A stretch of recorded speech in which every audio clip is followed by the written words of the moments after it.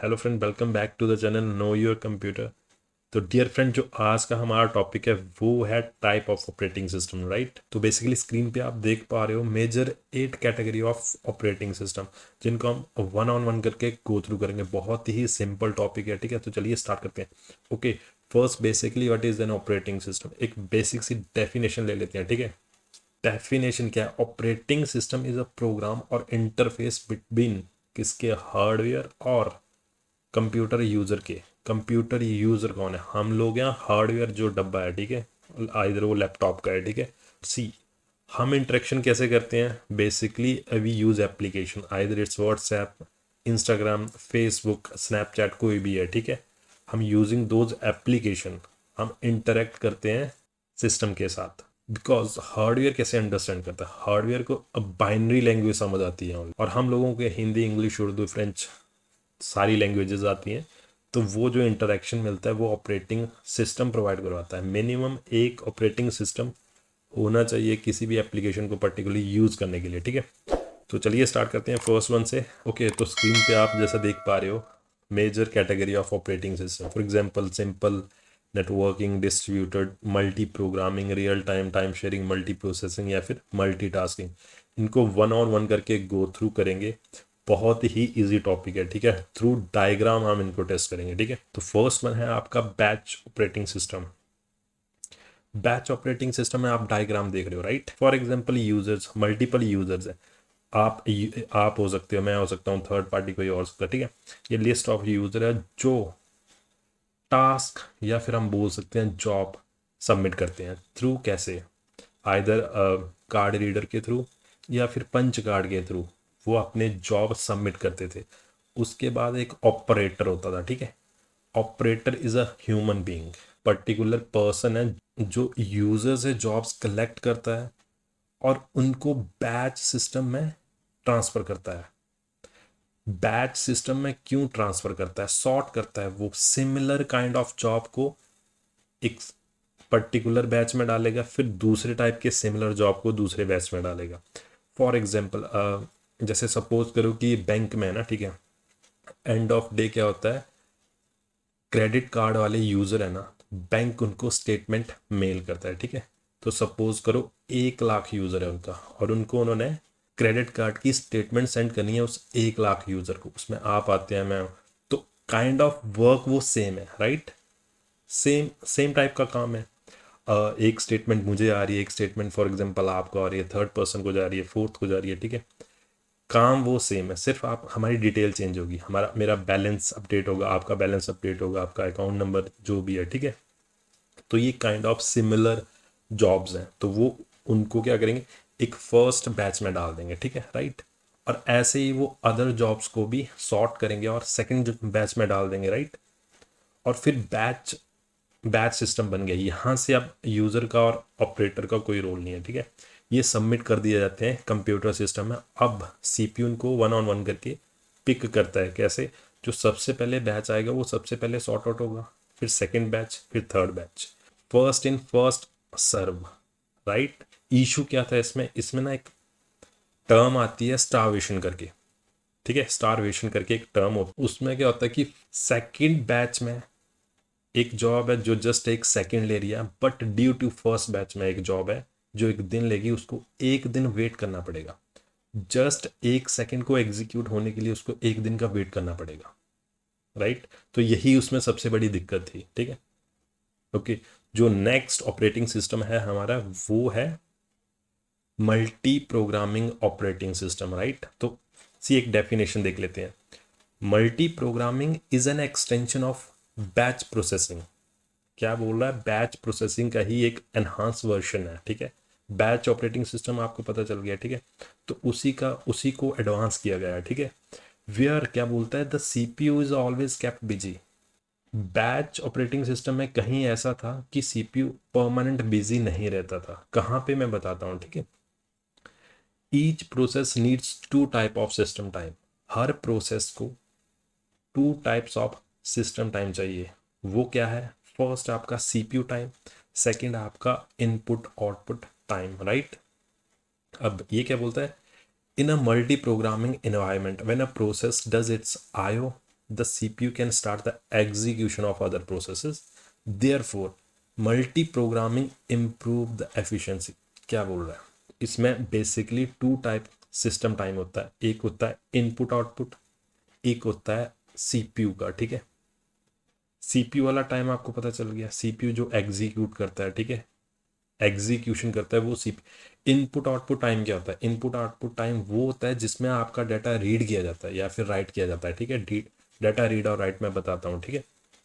इसमें बोलता है मल्टी प्रोग्रामिंग में एक कंसेप्ट है कि सेम टाइम पे डाटा इनपुट आउटपुट भी कर सकता है और दूसरी साइड प्रोसेस एग्जीक्यूट भी कर सकता है, जो कि बैच ऑपरेटिंग सिस्टम में नहीं था। बैच ऑपरेटिंग सिस्टम और मल्टी प्रोग्रामिंग में डिफरेंस क्या है? ऑपरेटर निकाल दो, बैच सिस्टम निकाल दो, बाकी सब रख लो। और वहाँ पे CPU और input output at A time पे एक ही काम करता था। यहाँ पे दोनों काम कर रहे हैं सेम टाइम पे। कैसे? वो हम चेक कर सकते हैं डायग्राम से। ये एक डायग्राम है, ठीक है। ये आपकी मेन मेमोरी है, ये आपका CPU है और ये आपका रहा सेकेंडरी डिस्क स्टोरेज, राइट। अब यहाँ पे क्या हो रहा है? यहाँ पे हो रहा है कि सपोज ये तीन तीन प्रोग्राम है। अब तीन प्रोग्राम बोलो, तीन जॉब्स बोलो, ठीक है। बैच ऑपरेटिंग सिस्टम के पॉइंट ऑफ व्यू से आप तीन जॉब्स बोलो या फिर तीन प्रोग्राम बोलो, ठीक है। प्रोग्राम ए, प्रोग्राम बी, प्रोग्राम सी। सबसे पहले क्या होगा? प्रोग्राम ए आएगा, एज्यूम करके डाल रहा हूँ, ठीक है। प्रोग्राम ए में क्या है? प्रोग्राम ए में बोलता है 6+4 करना है, ये काम है प्रोग्राम ए का, ठीक है। तो अब क्या होगा? 6 और 4 इनपुट है, इनपुट आयो, ठीक है, आयो है, वो इनपुट किया जाएगा कहाँ से? Secondary storage. कौन उठाएगा? इनपुट आउटपुट टाइम उठाएगा इसको। जब ये 6 और 4 को पिक करके ला के यहाँ CPU में डाल देगा, अब दूसरा CPU टाइम शुरू हो जाएगा जहाँ पे वो कैलकुलेशन करना शुरू कर देगा। 6+4 कैलकुलेट करके कितना आया? 10। 10 क्या है? आउटपुट है, वो आउटपुट को कहीं स्टोर करना पड़ेगा ना, राइट। अब इनपुट आउटपुट टाइम क्या करेगा? 10 जो रिजल्ट है उसको स्टोर करने में लग जाएगा और CPU वेट नहीं करेगा। अब बैच प्रोसेसिंग सिस्टम में वो वेट करता है, यहाँ पे वो वेट नहीं करेगा, वो सेकंड वाली प्रोग्राम में चला जाएगा। अब सेकंड प्रोग्राम को एग्जीक्यूट करना शुरू कर देगा, तब तक ये फर्स्ट प्रोग्राम की आउटपुट को स्टोर कर लेगा। ये अपना काम अलग से कर रहा है और CPU का जो प्रोसेसर है वो अलग से काम कर रहा है और तीसरा स्टिल वेटिंग में है, ठीक है। जैसे ही बी कंप्लीट होगा ये इसको डालना शुरू कर देगा आउटपुट सेकेंडरी स्टोरेज में उसकी आउटपुट को, और सी पे काम शुरू हो जाएगा, राइट। तो this is how it works. पहले प्रोग्राम ए आएगा, वो पूरा कंप्लीट कैलकुलेट होगा, फिर वो रिजल्ट में चला जाएगा, तब तक बी और सी वेट करेंगे, फिर बी आएगा, फिर बी को पूरा कैलकुलेट करेंगे, उसको स्टोरेज में डाल देंगे, फिर सी को उठाएंगे, ऐसे है, ठीक है। This is how it works. Make sure multi programming concept हो गया, मल्टीटास्किंग हो गया, मल्टी प्रोसेसिंग हो गया, या फिर मल्टी कोर करके कोई ऑपरेटिंग सिस्टम नहीं है, but concept which is very important, you should know, ठीक है। तो बेसिकली जो तीन है, multi programming, multi tasking, multi processing और टाइम शेयरिंग, इनके बीच आपको डिफरेंस पता होना चाहिए। बहुत ही मेजर है ये, ठीक है। इनके बीच में डिफरेंस पता नहीं है तो आपको ऑपरेटिंग सिस्टम का टोटल नॉलेज नहीं है, ठीक है। बाकी बैच ऑपरेटिंग सिस्टम एक सेपरेट है, वो आपको पता चल गया। वैसे डिस्ट्रीब्यूटेड भी एक अलग चीज़ है, उसको पता चल जाएगा, ठीक है।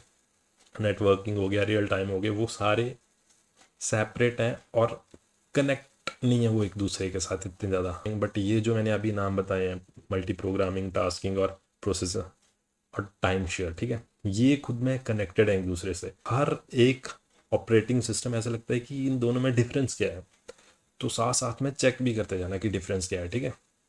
मल्टी प्रोग्रामिंग ऑपरेटिंग सिस्टम हो गया। नेक्स्ट ऑपरेटिंग सिस्टम हमारा है नेटवर्क ऑपरेटिंग सिस्टम, ठीक है। नेटवर्क ऑपरेटिंग सिस्टम क्या कर रहा है, आप पिक्चर देख पा रहे हो, ठीक है। डेफिनेशन क्या बोलती है? An operating system which include software associated protocol to communicate with other computer via network conveniently and cost effective is called network operating system. क्या बोल रहा है, ठीक है। अब देख पा रहे हो एजेंट एजेंट एजेंट करके, मतलब ये आपके सिस्टम्स है, ठीक है। एक एक आपने देखा होगा कंपनी या कॉलेज में एक रूम होता है जहाँ पे मल्टीपल सिस्टम डिप्लॉय होते हैं, ठीक है। वो कनेक्ट होते हैं थ्रू लैन, ठीक है। लैन के थ्रू, लोकल एरिया नेटवर्क के थ्रू वो कनेक्ट होते हैं सारे एक दूसरे के साथ, और एक सर्वर कंप्यूटर बीच में रहता है, ठीक है। सो दैट वो एक दूसरे की फाइल को शेयर कर सकें, ठीक है। या फिर इन सब के साथ एक प्रिंटर कनेक्टेड है, अब उस प्रिंटर को इनमें से कोई भी कमांड देगा तो वो एक्सेप्ट कर लेगा, क्योंकि this is how they are connected with each other, ठीक है। इसको वो नेटवर्क के थ्रू, ये ऑपरेटिंग सिस्टम है नेटवर्क के थ्रू किया गया है। इसमें ऐसा नहीं अब एजेंट यहाँ से डाटा शेयर करना है इसमें तो कर सकते हैं, यहाँ से डाटा शेयर करना है इसमें तो कर सकते हैं, यहाँ से डाटा किसी में भी शेयर करना है तो वो कर सकते हैं। उसको मैनेज वैसे किया गया है, इसको बोलते हैं वो नेटवर्क ऑपरेटिंग सिस्टम। तो मेजर जो कंसेप्ट है नेटवर्किंग ऑपरेटिंग सिस्टम है वो है एक दूसरे के रिसोर्स शेयर करना, ठीक है। ओके, जो नेक्स्ट वन है हमारा वो है मल्टी प्रोसेसिंग ऑपरेटिंग सिस्टम, ठीक है। ओके, मल्टी प्रोसेसिंग क्या बोलता है, in multi processing parallel computing is achieved, there are more than one processor present in the system which can execute more than one process at the same time. This will increase the through output of the system, ठीक है। Okay, तो अब multi processing operating system नाम से ही पता चल रहा है फर्स्ट, ठीक है, नाम से ही पता चल रहा है कि वो क्या क्या बोलना चाहता है। मल्टी प्रोसेसिंग ऑपरेटिंग सिस्टम मतलब एक से ज़्यादा प्रोसेसर, मल्टी प्रोसेसिंग लिखा है ना, एक से ज़्यादा प्रोसेसर। पिक्चर या डायग्राम चेक करोगे ना तो see processor 1, processor 2, processor so on, processor n, multiple processor है उसमें, ठीक है। हर प्रोसेसर के रजिस्टर होती है, रजिस्टर मेमोरी होती है, हर प्रोसेसर की कैशे मेमोरी होती है, वो सबकी अपनी अपनी है।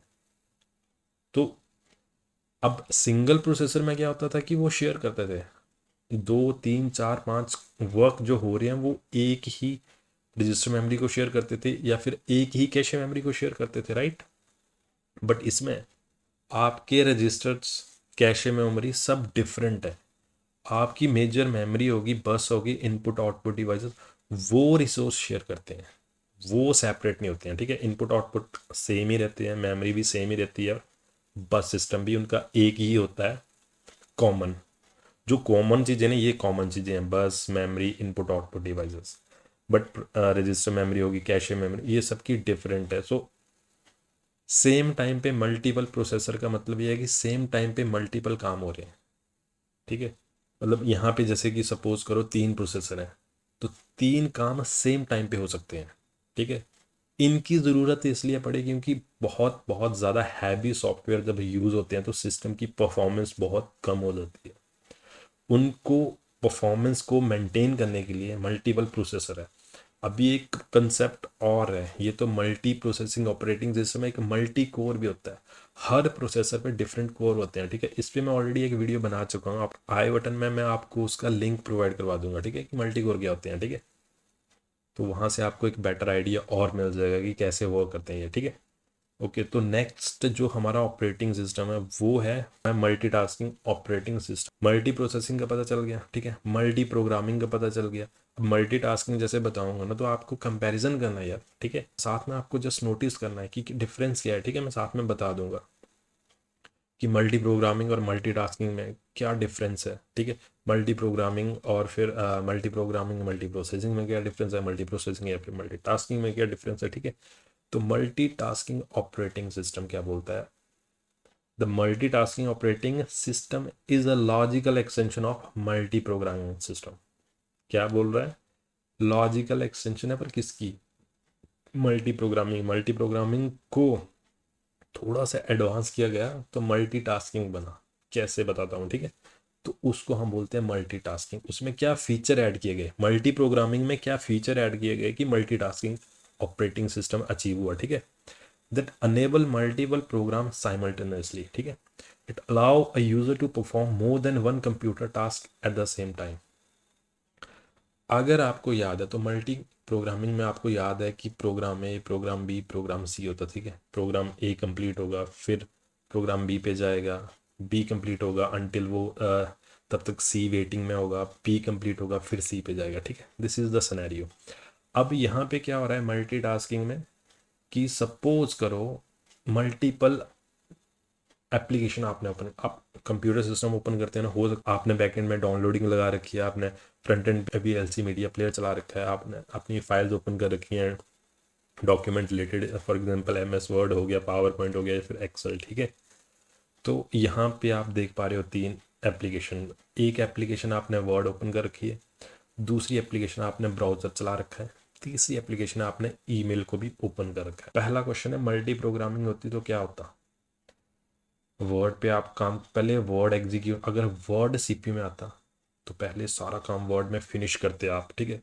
जब ख़त्म हो जाता तो इसको फिनिश करते, फिर ये ब्राउजिंग कर सकते था, वेब ब्राउज़र पे जाते, फिर वेब ब्राउज़र पे जो भी काम करना था आपने वो कंप्लीट होता, फिर आप ईमेल में जाते, ठीक है। मल्टीटास्किंग में ऐसा नहीं है, आप सेम टाइम पे सारे काम कर सकते हो, ठीक है। आप वर्ड भी ओपन कर सकते हो, आप ब्राउज़र भी ओपन कर सकते हो, और ईमेल, तीनों में काम कर सकते हो।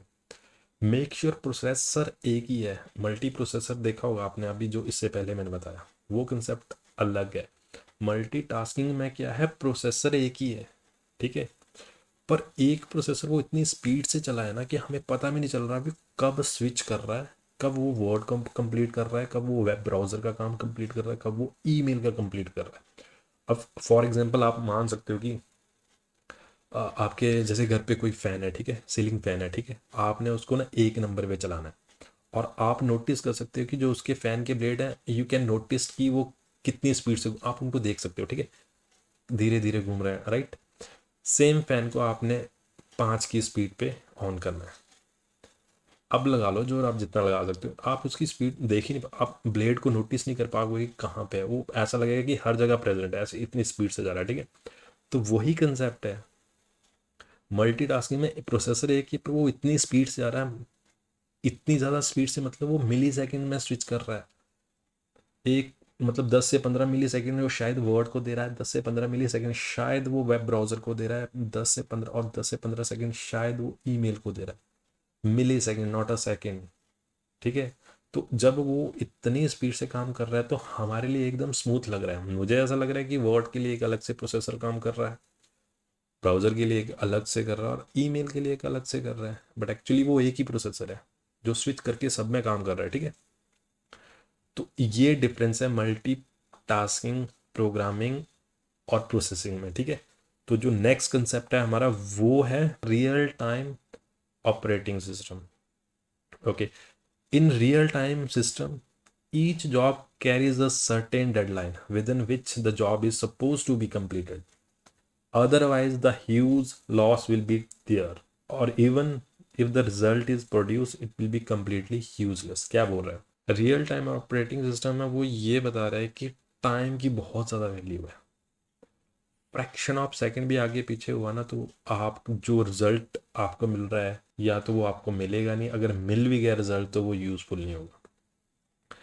रियल टाइम ऑपरेटिंग सिस्टम को ना आप डायरेक्टली कनेक्ट कर सकते हो मिलिट्री एप्लीकेशन से। फॉर एग्जांपल के लिए, ठीक है, कि वॉर जोन में एक हेलीकॉप्टर जा रहा है और आपको उस हेलीकॉप्टर को मिसाइल से क्रैश करना है, ठीक है। तो अब सपोज करो आप अपने एंड से आपने बटन प्रेस किया प्रॉपर मूवमेंट पे, ठीक है, ड्यू टू सम रीज़न वो फ्रैक्शन ऑफ सेकंड लेट हो गया। अभी हेलीकॉप्टर क्या है, वो रनिंग है, फ्रैक्शन ऑफ सेकंड वो लेट हो गया तो फ्रैक्शन ऑफ सेकंड में हेलीकॉप्टर क्रॉस कर जाएगा और वो जो आपका लॉन्चर है वो भी क्रॉस कर जाएगा। मतलब आपका लॉन्चर लॉन्च हुआ है बट उसका कोई यूज़ नहीं है, वो जाके हवा में फट जाएगा, ठीक है। तो this is how you can relate on real time.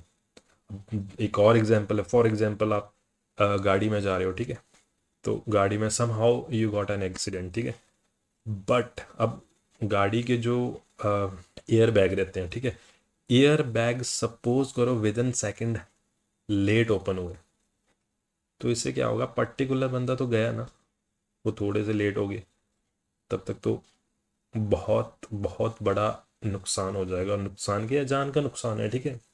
और वो प्रॉपर टाइमिंग पे खुल जाएंगे तो हो सकता है कि किसी की जान बच जाए। तो यही कंसेप्ट है रियल टाइम का। रियल टाइम में टाइम बहुत मैटर करता है, with in fraction of second, और जो लोकेशन है वो भी प्रीशियस होती है इसमें प्रॉपर। आपने पर्टिकुलर आपने बोला कि मैंने लॉन्चर लॉन्च करना है पर्टिकुलर लोकेशन पे, पर्टिकुलर लोकेशन का मतलब है आप वो आप लोकेशन दे रहे हो उसको सम लॉन्गिट्यूड और लैटिट्यूड के थ्रू, ठीक है। वो थोड़ा सा भी अरे परे हुआ तो वो हो सकता है कि उसका कोई यूज़ ही नहीं है, ठीक है, उसका वो यूज़फुल नहीं है, ठीक है। तो ये एक लोकेशन हो गया और एक टाइम हो गया, ये बहुत मैटर करती हैं रियल टाइम ऑपरेटिंग सिस्टम में, ठीक है। So this is how it works. आप यहाँ पे देख पा रहे हो, ठीक है, ये डिवाइस ड्राइवर हो गया, टास्क शेड्यूलिंग, रिसोर्स मैनेजमेंट। आप सबको रिलेट कर सकते हो इन किससे, मिलिट्री एप्लीकेशन से, या फिर जो गाड़ी का हमने एग्जांपल लिया है, ठीक है, एयर बैग ओपन हो जाते हैं करके, ठीक है। ओके, तो नेक्स्ट जो ऑपरेटिंग सिस्टम है हमारा वो है time sharing operating system. Okay, in the time sharing operating system, computer resources are allocated in time dependent fashion to several programs simultaneously, ठीक है। Thus it help to provide a large number of user direct access to main computer. It is a logical extension of multi programming। याद रखना ये भी एक advance version किसका था, multi programming का। टाइम शेयरिंग भी एडवांस और एक्सटेंशन ऑफ मल्टी प्रोग्रामिंग है, ठीक है। मल्टी प्रोग्रामिंग आपको याद है right, multi programming, multi processing और मल्टीटास्किंग हम डिस्कस कर चुके हैं, ठीक है। तो उसी की एक एक्सटेंशन है, कैसे है अभी बताता हूँ, ठीक है। In time sharing the CPU switch among multiple program given by different user on a schedule basis, ठीक है। तो ये रहा आपका time sharing case of 8 user. अब मल्टीपल यूजर हैं, यूजर 1 2 3 4 5 6 7 8, और ये रहा आपका सीपीयू। टाइम शेयरिंग में क्या होता है, एक स्लॉट प्रोवाइड करवाया जाता है हर यूज़र को कि इतना particular amount of time user 2 suppose करो एग्जीक्यूट होगा, इतना अमाउंट यूज़र 3 के लिए, इतना अमाउंट 4 5 6 ऐसे करके डिवाइड करके, ताकि किसी को भी वेट ना करना पड़े, क्योंकि यूज़र 1 काम करता रहेगा तो यूज़र 3 4 5 6 तो वेटिंग में रहेंगे। तो उस वाले कंसेप्ट से बचने के लिए उन्होंने क्या किया, एक time sharing slot. Time sharing slot again quantum में होता है, बहुत स्मॉल होता है। आई ऑलरेडी टोल्ड यू कि वो मिली और माइक्रो सेकेंड्स में वो टाइम फ्रेम बनाया जाता है, बहुत ही स्मॉल यूनिट होती है, जिसमें किसी भी यूज़र को पता तक नहीं चलता कि वो लैग कर रहे हैं, कि वो वेट कर रहे हैं, क्योंकि सीपीयू यहाँ पे भी एक ही है। आप देख पा रहे हो एक सेंटर में सीपीयू के, सीपीयू मल्टीपल नहीं है, ठीक है। तो ये सारे यूज़र रिसोर्स शेयर करते हैं, ठीक है, और सेम टाइम सभी के काम हो रहे हैं, इसका भी इसका भी इसका भी, ठीक है। यूज़र 1 2 टू 8 तक सभी के काम साइड बाई साइड हो रहे हैं। मल्टीटास्किंग में क्या था, मल्टीटास्किंग में था ये है यूज़र बेस पे, यूज़र लेवल पे। मल्टीटास्क में टास्क मतलब छोटे छोटे काम, जो एक हो सकता है यूज़र 1 जो है वो मल्टीपल काम कर रहा है, ठीक है। तो मल्टीपल टास्किंग में, मल्टीटास्किंग में क्या था, वो सारे टास्क भी सेम टाइम पे रन हो रहे थे। ये तो यूज़र है, फिर मल्टीटास्किंग आती है, ठीक है। तो this is how time sharing operating system works, ठीक है। तो नेक्स्ट है हमारा distributed operating system. The distributed operating system is not installed on single machine. पहले डिस्ट्रीब्यूटेड का मतलब क्या है, पहले बेसिक ऑपरेटिंग सिस्टम छोड़ दो, डिस्ट्रीब्यूटेड का मतलब है वो मतलब सैग्रीगेटेड, सेपरेटेड किया गया होगा, ठीक है, डिस्ट्रीब्यूट किया गया हो, यहाँ यहाँ यहाँ वहाँ फेंका गया है, ठीक है, डिस्ट्रीब्यूट किया गया है, अलग अलग लोकेशन पे है, ठीक है।